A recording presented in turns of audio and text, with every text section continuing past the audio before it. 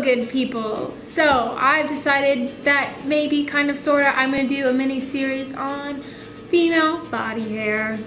We all have it and it's not as bad as you think it is. So I'm just gonna start off by saying that it seems that the mainstream idea about female body hair is that it's gross, that it's unhygienic, and that it's just unacceptable. You're not supposed to have it. But we all know we have it, and we all go through a heck of a lot of effort to remove it. But why?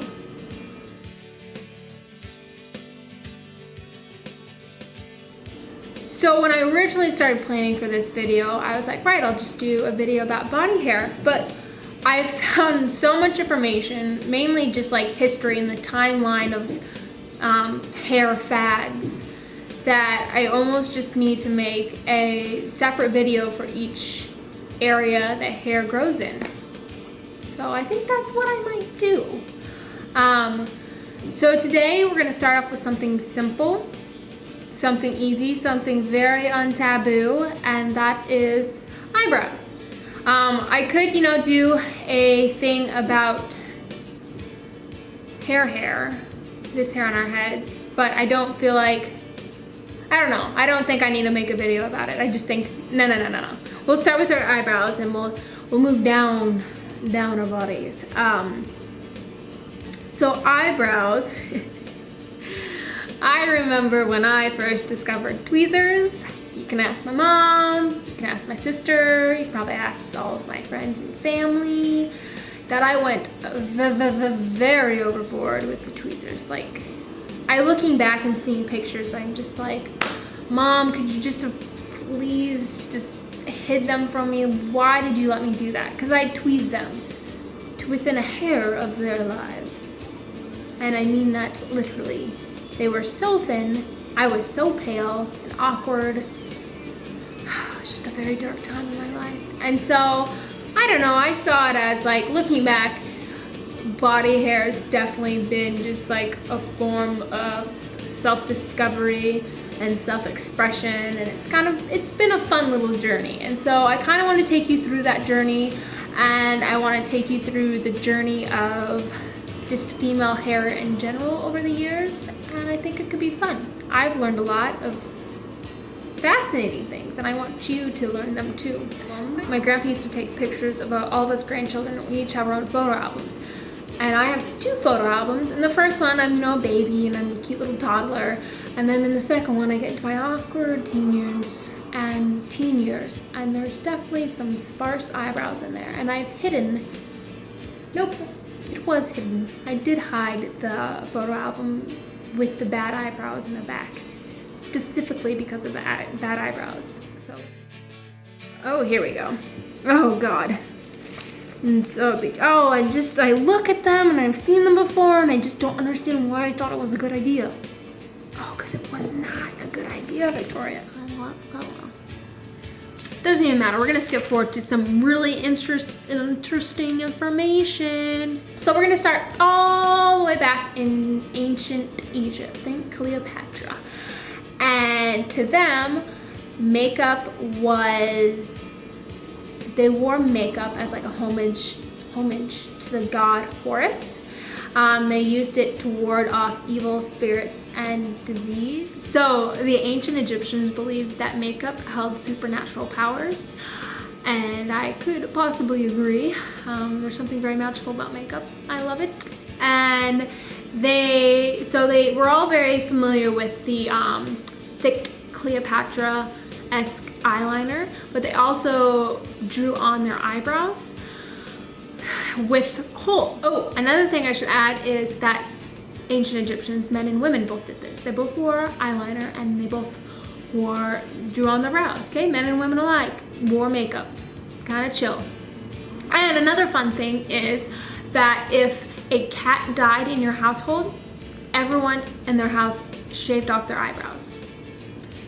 Kind of weird, but kind of cool. So, moving right along, let's move on to the Greeks. Ancient Greeks. So the ancient Greek were all about purity and looking natural and la la la la la. Unmarried women would fill their eyebrows in with black incense, while married women would just leave them all natural. And a fun fact, unibrows were really in. Interesting enough, like unibrows were a powerful thing back there. Unibrows were a powerful thing back then. People really admired them. Like that was like how Cara Delevingne has like the it brows right now. Ladies with unibrows were the thing back then. My notes say unibrow was hot. Moving along to the ancient Romans, they were kind of along the same lines as the Greeks. They thought big brows were great and a unibrow was even better. And they thought that a unibrow in a woman was a sign of intelligence. So if you just had one, you were just more intelligent. One brow equals more. So another fun fact with the Greek and Roman women, they loved eyebrows so much that they would glue on fake eyebrows made out of goat's hair. They would dye goat's hair and apply it with tree sap or tree resin, whatever you want to call it. You want to call it sap. So there was a certain era in Japan that was noted in the research I found. It was called Heian Japan was the era, and it was from about 1794 AD to 1185 AD. And the thing that we're in were called cloud brows. So Japanese women of the court would shave off their brows, and then they would like smudge on new brows, like big fluffy cloud brows, further up onto their forehead. And they would do this with a soot-based ink called Haizumi. I think that's a pretty cool word, Haizumi. Oh, just using my Haizumi to give myself some very nice high cloud brows. It's very in thing, and everyone likes them. I'm gonna get a lot of good looks at the court when I go there. And also at the time, like floor length straight hair was in and very pale. So just imagine these Japanese women with like really long straight hair, big puffy cloud eyebrows, and just pale as snow. I mean, I bet it was beautiful. I just can't picture it. So moving on to like the Middle Ages up into the Elizabethan era, thin brows were in, barely their brows were in, like less hair, the better. That was the time when like big dome foreheads were really, really hot. And so women would tweeze the hair along their forehead to give the appearance that they had a bigger forehead. So they wanted a really big forehead, so they tweezed their brows to accentuate their foreheads even more. And parents would rub a solution of walnut oil onto their children's eyebrows to stunt the hair growth. Now the fun fact about that is there was a lot of women that would dye their brows. There's a lot of women that would dye their brows like a reddish color as like a little nod to Queen Elizabeth. So during the 17th and 18th centuries, women, bold big beautiful brows were in. They made a comeback from the very thin, popularized eyebrows from the Elizabethan era. So bold brows are back in. But the funny thing was, I don't even know if it's funny, women would glue mouse skin onto their foreheads. I don't even know if they shaved, I don't know if they would shave their eyebrows off, I should have looked into that, but they would glue, they would apply, I don't think they said, anyways, they would apply eyebrows, fake eyebrows, made from mouse skin, that still had the fur on it, to their eyes. It's kind of disgusting, but we probably do grosser things these days. So then the 1920s came along, a long time later, and the eyebrow that was in then was a very severely plucked, penciled in, straight eyebrow that extended past the outer corner of your eye. So in the 20s, one theory people had about why thin, such expressive eyebrows were so popular was because of film. That the thin, that it just like, it looked more expressive on film, so it just looked better. So people, the movie started doing it, and then everyone else started doing it because they wanted to be like the celebrities. So, and then there was a man called Tom Lyle Williams, and he had a sister named Mabel.